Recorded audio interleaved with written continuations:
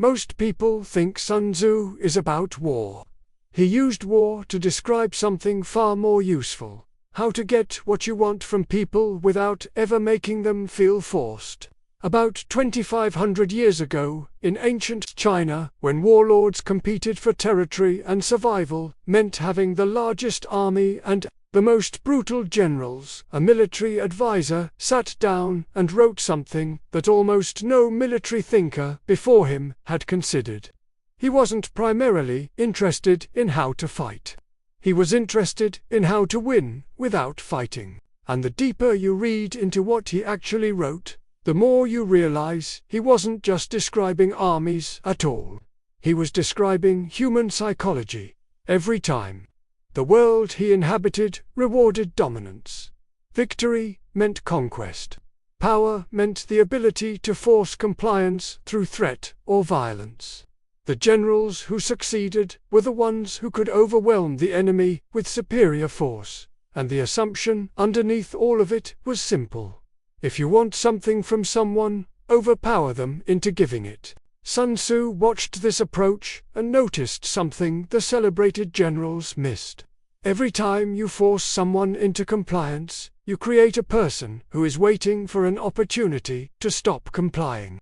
You win the battle and plant the seeds of the next war. Conquered armies that resented their conquerors had a way of becoming problems again once circumstances shifted. Domination produces temporary results at enormous ongoing cost. You don't live in ancient China. You have never commanded an army, and yet you are navigating versions of this dynamic every single week. The manager trying to get a team to actually care about the work rather than just do the minimum. The person trying to change someone's mind about something that matters. The negotiation where both sides technically want a deal but something keeps breaking down. The relationship where one person has more formal authority and is confused about why that authority keeps producing resentment instead of cooperation. Force is always available. It almost never produces what you actually want from people. Sun Tzu knew this 2.5 millennia ago. So, what did he actually see? The line most people know is about knowing yourself and knowing your enemy. They treat it as a motivational poster.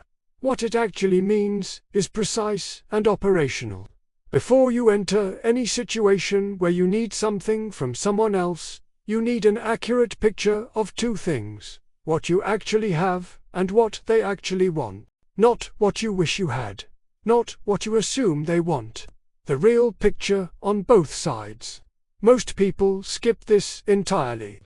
They walk into negotiations, conversations, leadership moments with a rough sense of their own position and almost no genuine curiosity about the other person's actual interests. They argue for their position. The other person argues for their position. Neither side is listening, because neither side did the work to understand what the other actually needs. And the conversation either stalls or someone forces the outcome and everybody quietly loses. Sun Tzu spent enormous energy on intelligence. Knowing the terrain before you arrive. Understanding what your opponent values most and what they fear most. Not to manipulate, but because strategy built on accurate information produces outcomes that benefit both sides. While strategy built on assumptions produces conflicts that benefit neither. Now look at the move most people don't expect from a military strategist. He wrote that the supreme art of war is to subdue the enemy without fighting. And he meant it literally in military terms. The best campaign is the one where the other side concludes that resistance is pointless before the first engagement, and stands down. But the deeper principle is about something he called shaping. Shaping the situation so that the outcome you want is also the outcome the other party naturally arrives at. This is different from manipulation. Manipulation means deceiving someone into acting against their own interests. Shaping means understanding their interests well enough that you can arrange circumstances so that their genuine interests point toward the outcome you need. They're not being tricked. They're being understood. And being understood, it turns out, is extraordinarily rare and therefore extraordinarily powerful. Think about the people in your life who have most effectively influenced you. Not the ones who pressured you or argued longest or pulled rank. The ones who seemed to genuinely understand your situation, who knew what you were actually concerned about, who made you feel like the path they were suggesting was also the path that addressed what you needed. Those people didn't overpower you. They shaped the terrain. That is Sun Tzu at work in ordinary life. He also wrote something that reads as tactical but is actually deeply psychological. He said that all warfare is based on deception, and then immediately followed it with specific examples that make clear he wasn't talking about lying. He was talking about misdirection of attention, appearing weak when you are strong, appearing inactive when you are moving, creating uncertainty in the other party's mind about where to focus and what to expect. In the context of ordinary influence, this translates to something simpler. Don't telegraph everything. Most people, when they want something, reveal that they want it immediately and completely. The wanting is visible. And visible wanting puts you at a disadvantage because the other party now knows exactly where to push back. Effective influence involves a certain amount of patience and obliqueness, not deceit. Just not laying all your cards face up before anyone has asked to see them.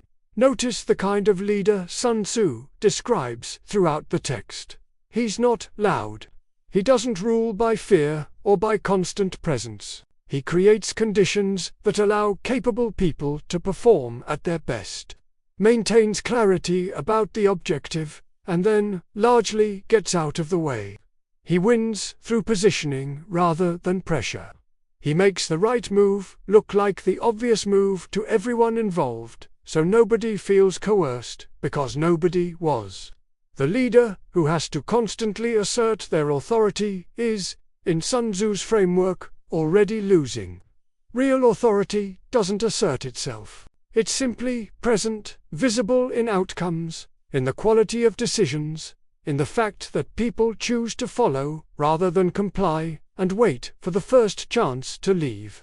Here is the practical translation. The next time you need something from someone, try this. Before the conversation, spend 10 minutes actually thinking about what they want, not just what you need them to do. What are their actual concerns? What would make the outcome feel good to them? What would they need to feel respected rather than managed? Then design the conversation around addressing those things genuinely, not as a tactic but as a real acknowledgement that their interests exist. What you'll find is that the resistance drops, not because you manipulated them, because you did something rare. You treated them as a party with legitimate interests rather than an obstacle to move. And people who feel understood are far more willing to be flexible about outcomes than people who feel steamrolled.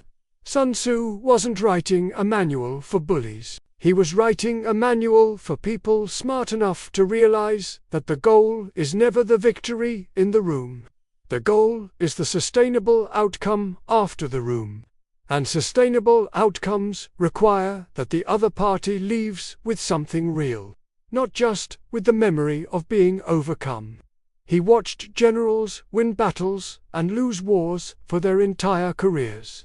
The pattern was always the same.